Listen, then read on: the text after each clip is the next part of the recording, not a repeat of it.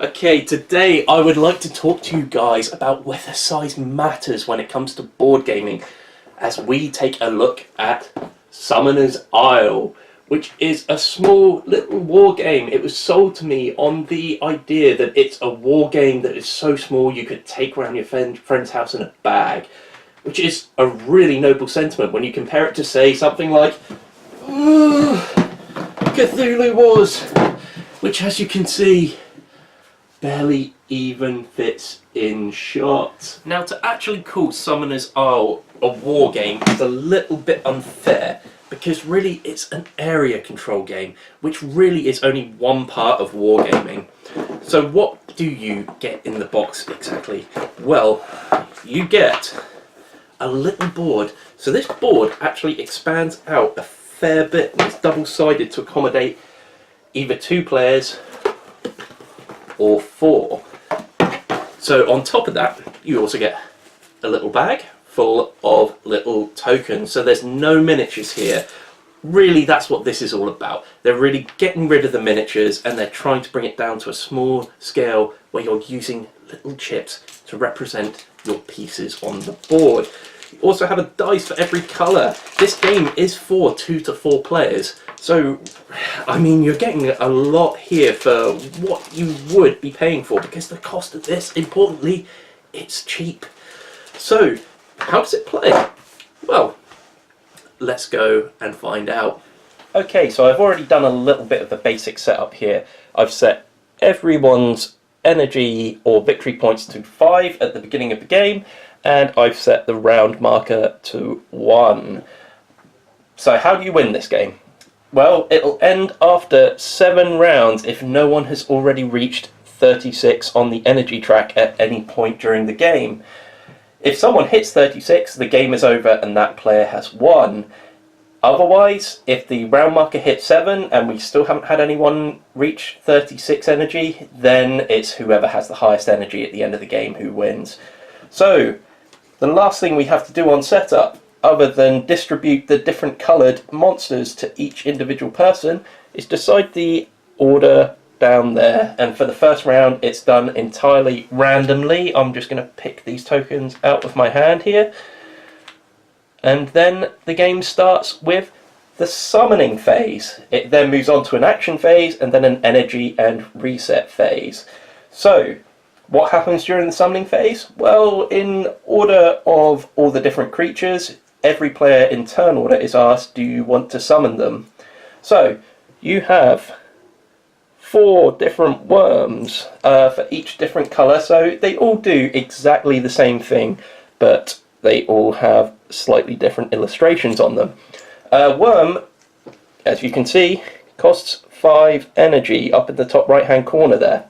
So the first thing they'll do is ask Green, do you want to summon your worm? And he says, no, it costs too much, that's all my energy. Then it moves on to Yellow. He says, yes, I would like to summon my worm. He moves his tracker down to 0, and then he gets to place his worm. Where does he place it? Anywhere he wants on the board where there's not another piece. So, can I move here? Yeah, you can go there if you want. Nice, nice. How about here? Yeah, again, you can put your pieces wherever you want. Awesome, mate. How about here?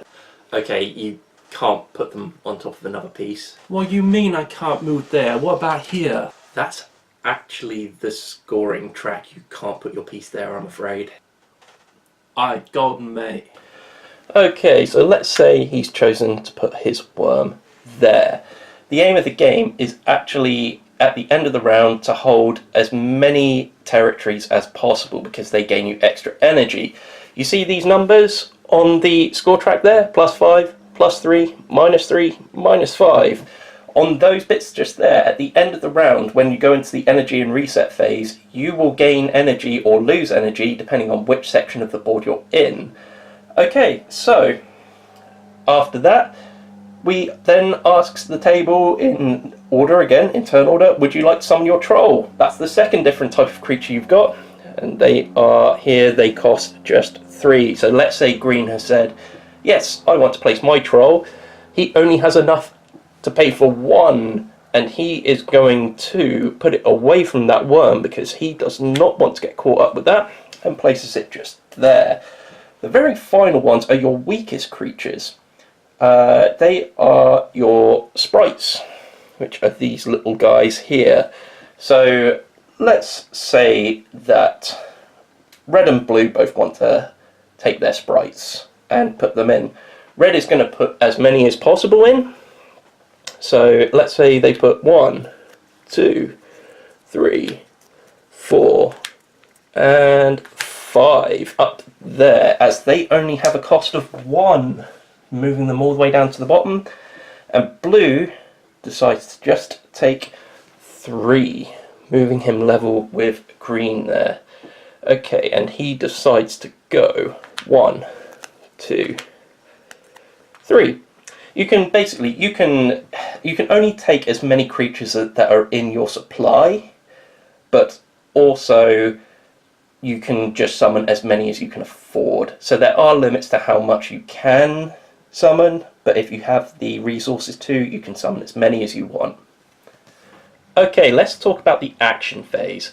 Your action phase goes in the same order as the summoning phase, so in other words, all the worms get their turn first, followed by the trolls, followed by the sprites. So you have 2 basic actions. You can either move or you can attack. So starting with the worms, with the move action, they've got basically 1 space they can move into. They have to move into an adjacent space that's not currently occupied. The worms, however, have a special rule. They can actually swap places for their movement with another creature. So in other words, let's say yellow also had a troll there.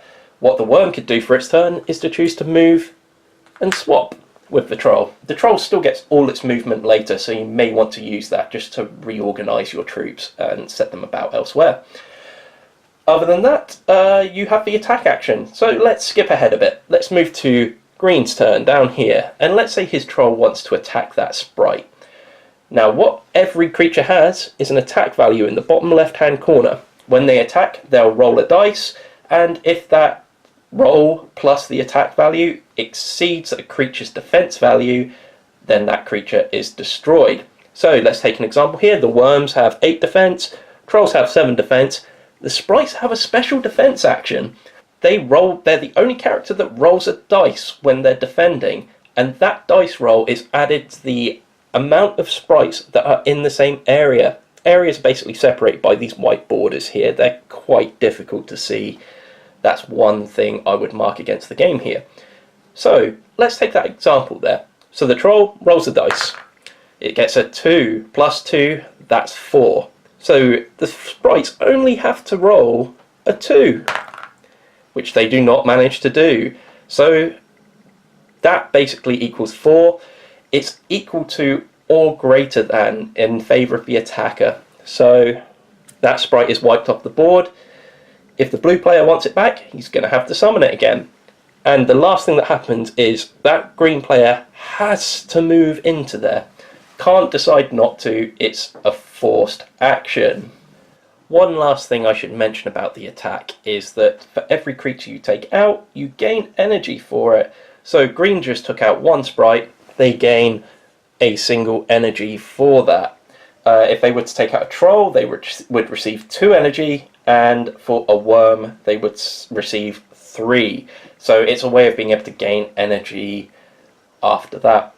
So then you move, once everyone's had their turn and everyone's done, we move on to the energy phase, the energy and reset. So let's move those out the way. The first thing you do is you work out how much everyone's getting based on where they currently are on the board.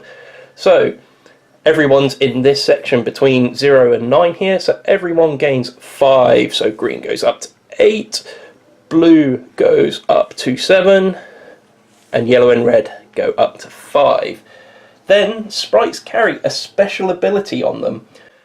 So what's going to happen here is the sprites are going to gain 1 energy for every single creature that's not in a territory with any other creatures from any other team. So in other words, round here, red are going to get an additional 4 energy. So that takes them up to 9, and then they'll actually get an additional 1 for this guy up here, because there's no other creature in that territory there. In fact, no other creature can be in that territory, so they're guaranteed to get something. The blue down here, however, will not receive anything because of this little troll guy just here. Apart from that, the only other energy you get is if you completely conquer a region for that turn. So red will get an additional 1 point. The one up here, sadly, does not have anything. After that, you simply move the round tracker up to 2, and you start the whole thing over again until either someone reaches 36 or the round marker reaches 7, in which case there is then one final round played. Really, that's it. And the word I've mostly used here is simple. Probably the most complicated thing is the scoring in this game. I mean, it's really great the way that you can actually just drop anything anywhere during the summoning phase. It really makes you think. You see, in this case here, I might have thought, instead of putting the sprite just there, I might have put my last sprite just there instead. Simply meaning that if someone was to put something in there, I might be able to conquer it and move right in there. Probably would have worked better if I'd either had my troll or my worm on just the outside there. But it's a way of being able to conquer a territory beforehand. You don't necessarily want to put everything in an area at the beginning of a turn, because all someone has to do is put something on the border and kick them out. It's actually a really clever little design, but it doesn't offer very much replayability really.